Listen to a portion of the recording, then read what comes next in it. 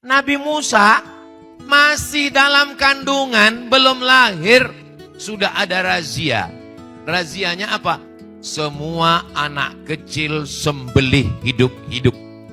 Apa dosa Musa? Dosa Nabi Musa.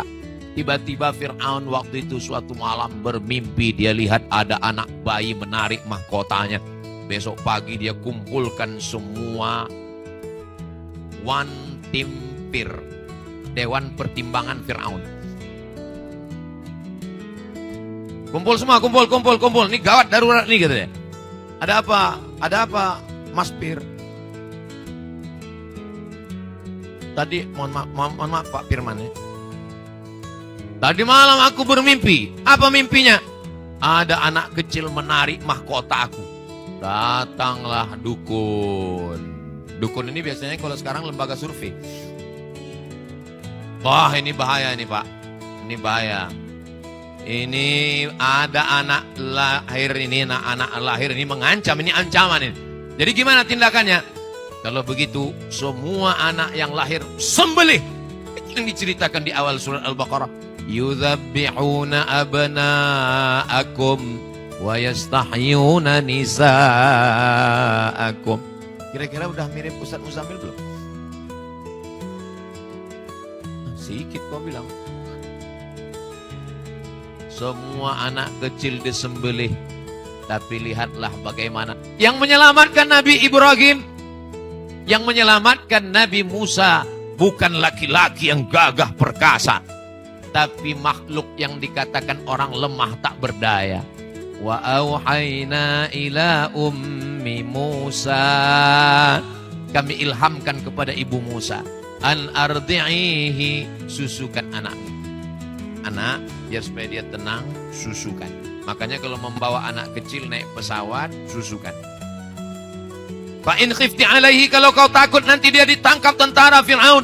Fa'alqihi fil yammi, hanyutkan dia ke sungai Nil. La takhafi, jangan takut. Wala tahzani, jangan sedih. Inna radduhu ilaiki, nanti kami akan mengembalikannya kepadamu. Waja'iluhu minal mursalin, kami akan menjadikannya rasul kami. Dihanyutkanlah sungai Nil, sungai terpanjang dari mulai Mesir sampai ke Sudan, sampai ke lembah Victoria, menembus laut Mediterania. Disitulah dihanyutkan Nabi Musa alaihissalam. Dihanyutkan. Ternyata hanyutnya ke tempat perempuan yang selama ini ingin punya anak. Dan dia merindukan anak. Enggak hamil-hamil. Lalu kemudian dia melihat ada kotak kayu. Hah? Ada kotak kayu. Dia panggil dayang-dayangnya. Ambil itu, ada kotak kayu. Akhirnya dibuka, mereka buka, mereka lihat. Wow, amazing. Kaget mereka. Ada anak kecil katanya. Rupanya Allah Ta'ala ingin menyelamatkan. Dia justru hidup di rumah Fir'aun. Fir'aun yang mau membunuh dia. Di rumah Fir'aun itulah dia besar. Tapi Fir'aun udah mulai curiga. Kata Fir'aun, agak lain anak nih, ku tengok, kata Fir'aun. Ini ku tes dulu. Lalu Fir'aun ngomonglah ke ibu Dharma wanita ini kan, kata dia. Coba kita tes dulu mama. Ya kita tes. Diletakkanlah bara api sama roti. Kata Fir'aun, nanti kalau anak ini ngambil roti, berarti betul dialah yang akan mengambil mahkotaku. Kita sembelih dia. Dan Nabi Ismail, Nabi Musa hampir mengambil roti karena setan mengarahkan tangannya. Tapi kemudian Allah menolong, dia mengambil bara api, terkena lidahnya sedikit. Kalau lidah kita lecet, ngomong kita kan gak jelas kan? Nah itu makanya, kawan saya Pak Ustadz lidahnya bagus, gak jelas juga ngomongnya.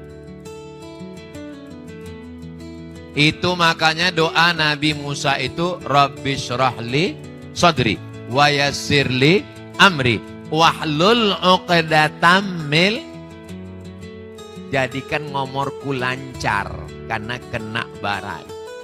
Akhirnya, apa kata Asyah, nama istrinya Asyah? Lihat. Dugaanmu salah kan? Dia ngambil bara? Iya. Kata Firaun. Akhirnya dia besar di situ. Tapi Allah ingin keluarkan dia. Allah cuman ingin dia besar di situ. Tapi Allah dia tidak ingin bertahan sampai tua di situ. Bagaimana cara Allah mengeluarkan dia? Ustaz kalau ngomong janganlah kuat-kuat. Jantung kami nggak kuat. Ya, aku bisa bicara lembut. Allah ingin mengeluarkan dia dari situ. Bagaimana cara Allah mengeluarkan? Maka dikeluarkan Allah SWT dengan cara tiba-tiba ada dua orang yaqtatilani kelahi. Fawakazahu Musa. Nabi Musa mau melerai. Kata Musa jangan kelahi ya, jangan kelahi. Rupanya tertinju oleh Nabi Musa. Tuh mati. Orang kita tinju kok mati, nanti nggak mati. Nabi Musa tertinju dikit aja mati. Akhirnya rupanya itu hanya skenario Allah supaya dia keluar dari istana Fir'aun. Akhirnya dia keluar, berdirilah dia di tengah gurun pasir di bawah pohon yang di situ ada orang ngantri panjang, ngantri. Kenapa mereka ngantri? Rupanya mau ngambil air. Sumurnya ketutupan batu yang bergelinding dari atas bukit menutup pintu sumur. Sehingga ngambil. Datang Nabi Musa. Ada apa ini? Ini ketutup pintu. Didorong sana Nabi Musa batu. Batu ini sudah didorong 30 orang gak bergerak. Didorong Nabi Musa bergeser. Pantasan sekali pukul mati. Tenaga 30 orang. Didorong. Nah, kata mereka, karena kau yang bisa mendorong, silakan kau ngambil air duluan. Bukan aku, kata Nabi Musa. Ladies first. Ternyata di situ ada perempuan yang lagi ngantri. Nah, perempuan inilah yang ngambil air. Akhirnya perempuan ini bertanya, kamu dari mana, mau kemana, tinggalnya di mana? Nah, akhirnya rupanya ini anak Syuaib. Kata dia, saya nggak punya tempat tinggal. Oh kalau gitu bapak saya juga lagi mau mencari pekerja. Akhirnya dibawalah. Dan kebetulan anak Nabi Syuaib ini menjunjung air di atas kepalanya. Nabi Musa di belakang. Tiba-tiba angin bertiup kencang. Sehingga mohon maaf nampak lekuk tubuhnya. Biasa orang kalau angin kencang kan bertiup. Zaman dulu begitu. Zaman sekarang nggak ada angin pun nampak lekuknya.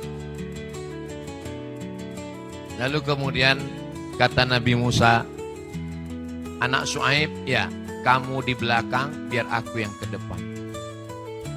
Kenapa dia bertahan? Dia bertuhan. Mereka terus sampai ke Syuaib. Sampai ke Syuaib, apa kata anak Syuaib? Inna khaira man ista'jartal qawiyul amin. Ayah mau cari pekerja kan? Ya. Inna khaira man ista'jarta. Kalau mau cari pekerja sifatnya dua ya. Yang pertama al-qawiyyu, orangnya kuat. Al-amin, orangnya amanah. Mana orangnya? Inilah dia orangnya. Kata ayahnya, berapa lama kau kenal dia? Berapa lama kau kenal? Waktu KKN kemarin. Kata ayahnya, ayah, aku nggak ada kenalan sama dia, aku nggak ada pacaran sama dia. Terus bagaimana kau tahu? Tadi kami ngantri mau ngambil air. Itu sumur tertutup batu, 30 orang nggak bisa geser. Dia geser sendiri. Di situ aku tahu dia kuat. Oh. Terus dari mana kau tahu dia amanah? Tadi aku berjalan di depan. Tiba-tiba dia suruh aku ke belakang karena dia tidak mau melihat lekuk tubuh kami ditiup angin.